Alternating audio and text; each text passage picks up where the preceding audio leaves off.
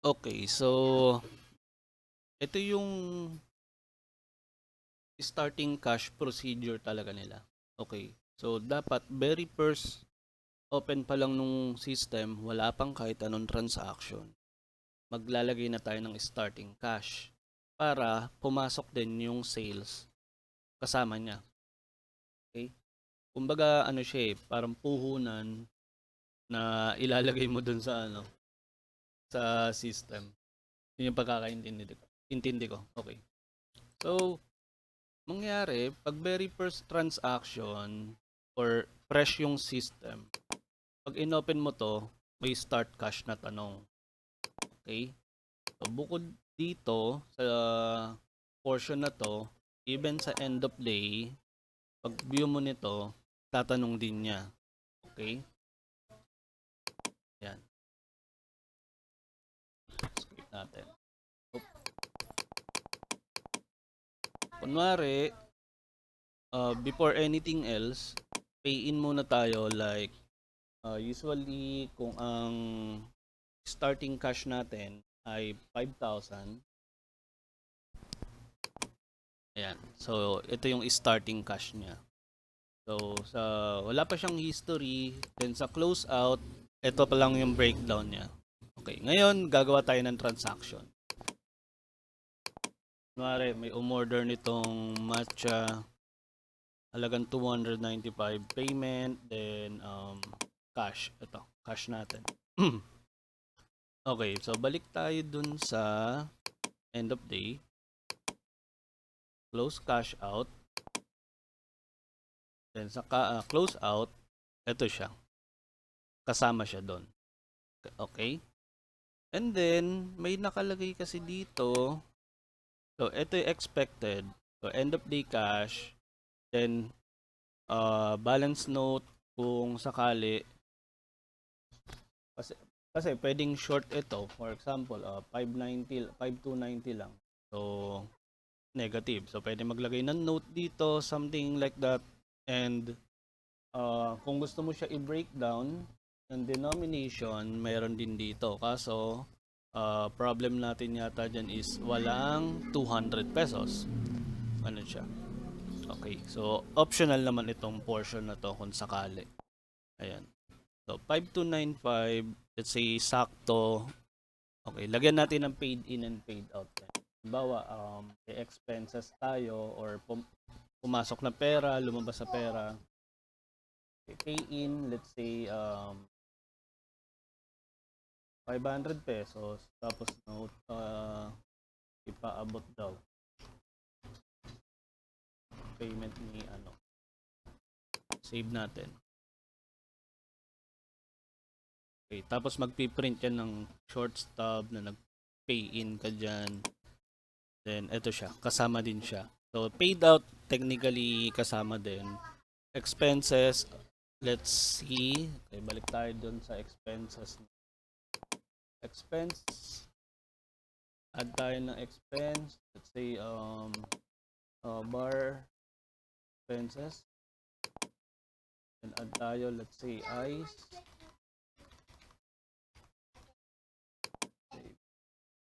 Tayo dito.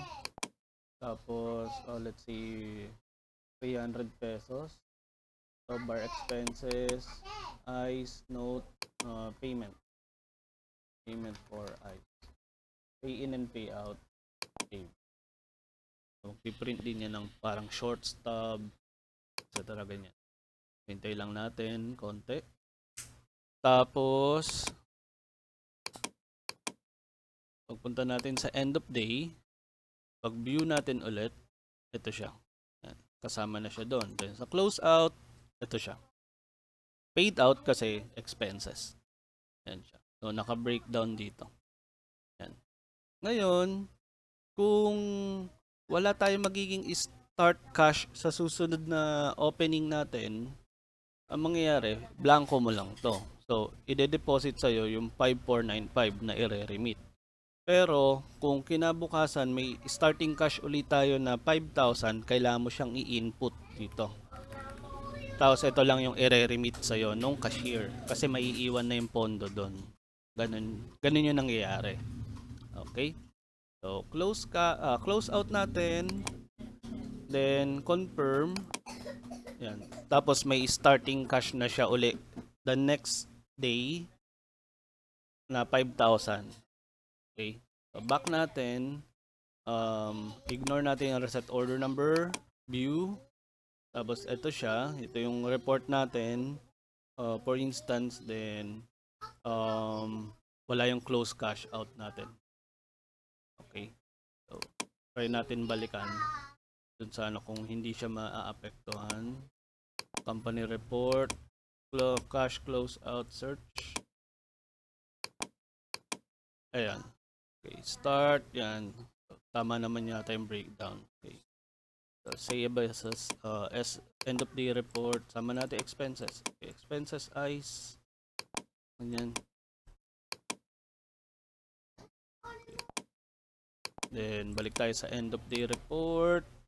So, since na-close cash out na kanina, since may history na, hindi mo na siya gagawin. So, ignore lang natin.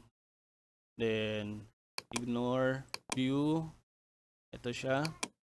Close cash out. So, walang